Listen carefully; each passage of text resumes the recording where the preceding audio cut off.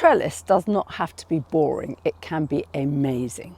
In this video, which we filmed about 20 years ago, I visit some really stupendous examples of trellis in a very grand garden. And then we see a makeover of a small city garden, which I did about 25 years ago, where I used a lot of trellis. Some people think of trellis as boring and old-fashioned, and I'd have to agree that the typical brown trellis you often get in garden centres is a bit drab. But it doesn't always have to be like that. It can be interesting and very eye-catching. Try adding some colour, or perhaps weaving willow into them, or even adding some really good finials to the posts. Trellis is a great way of introducing hard colour into the garden. Because there's not a solid expanse of it, just thin slithers, you can get away with some really bright, strong colours. Don't be confined to using natural colours. Try using pinks, blues and purples. If you've got a long run of plain larch-slat panel fencing, you can really transform it by painting it a very dark colour. Then you can put a much lighter colour trellis on the front and that will really lighten it up. You can make the trellis panels yourself if you like. They're pretty easy and quite within the reach of most DIYers. And then you can get the design exactly how you want. Don't restrict yourself to thinking of trellis as just a wall support or a fence. It can also be used for things like trellis hedge houses, plant supports, porches, as well as the more usual things. What you decide to plant your trellis up with is important, and you could decide to go for year-round colour and interest. Roses are a firm favourite with trellis, and they look fantastic when they're in full bloom. So you really want to choose ones that flower over as long a season as possible. One point to remember is it's worth checking with your local authority replanning permission. But as a general rule, you're allowed a 2-metre high fence in the back garden and about 1 metre in the front.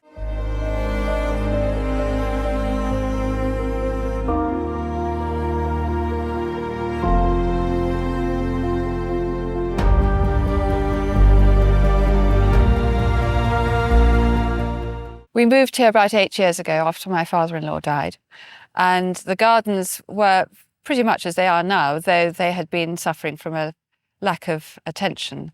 The trellis that we've got is architecturally interesting. It adds a bit of height in the middle of the border, and the trellis on the house certainly adds a perspective which wasn't there before. The trellis, along with all the follies in the garden, was designed by Peter Foster, who was the architect at Westminster Abbey until he retired. We all get an enormous amount of pleasure out of the garden. My husband and I are learning about what's here. Gavin Smith, our head gardener, knows all the plants and is the professional, and we just learn by our mistakes on the whole.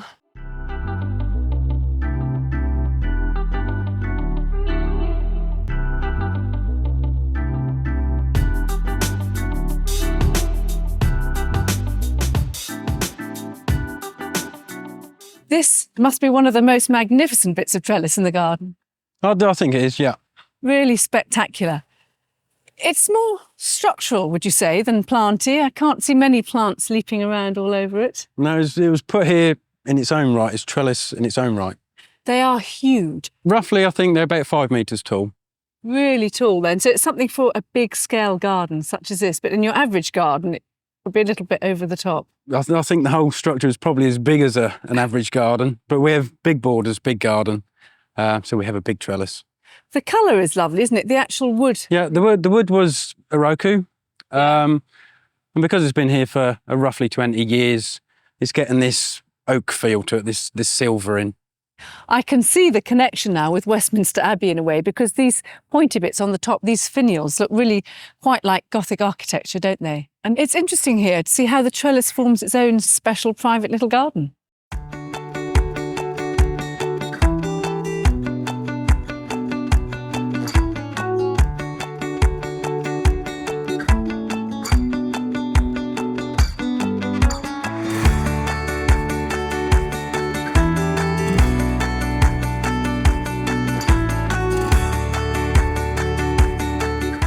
The trellis that you've got on the back wall looks pretty intricate.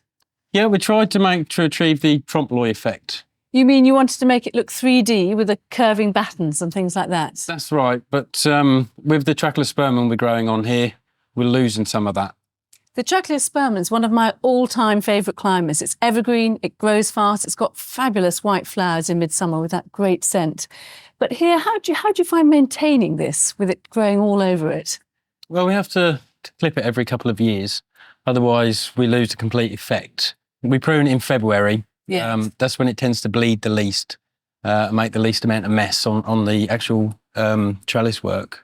What I like about this bit is not only have you got the trellis on the back wall, but you've also got these trellis columns. Mm-hmm. And then I see you've got trellis there with a glass screen, so it makes it very sheltered. So it's really forming the purpose of making an enclosure, isn't it? Yeah, Yeah. yeah. It's almost another room outside.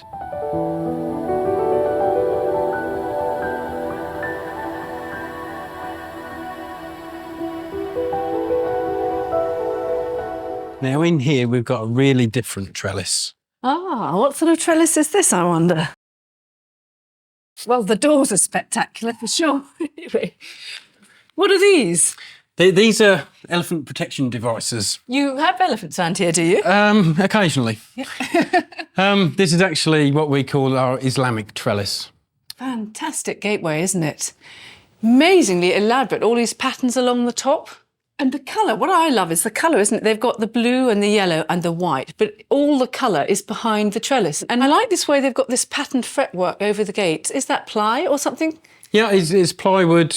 The middle piece is jigsawed out and laminated, stuck on top of another piece of plywood and put up. So most of it is quite accessible. You could really make yourself, but you probably wouldn't want to make it on this sort of proportion, would you? You would need planning permission for sure. But the basic ideas and concepts are quite easy to copy in a sort of toned down version, really, aren't they? Yeah, yeah. And it makes just another take on trellis, isn't it? Totally different. Yeah. Mm-hmm. Fantastic.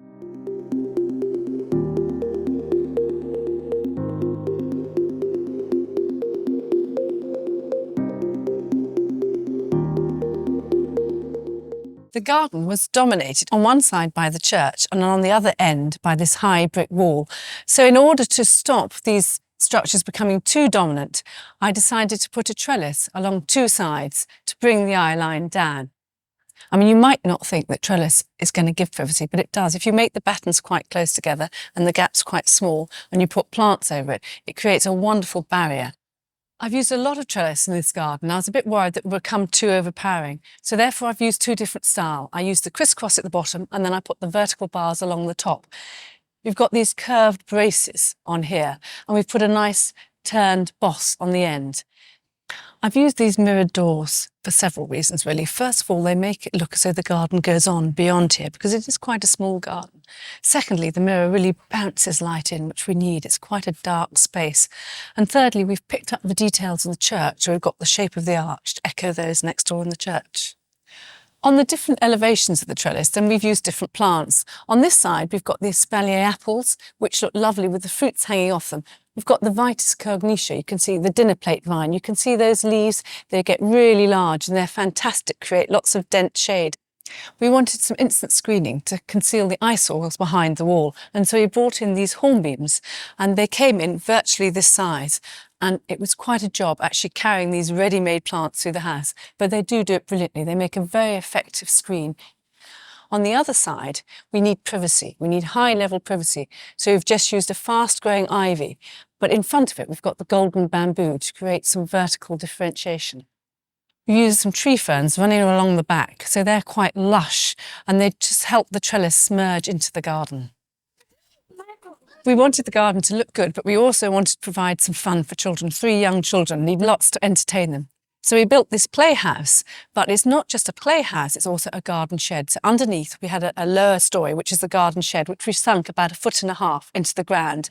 And then above it, we've made this little loft in the castle, which the children can play in. But so it doesn't dominate the whole garden, we've set it into the trellis. So it just sits there in the corner and it is not too overpowering, but it provides lots of fun for the children.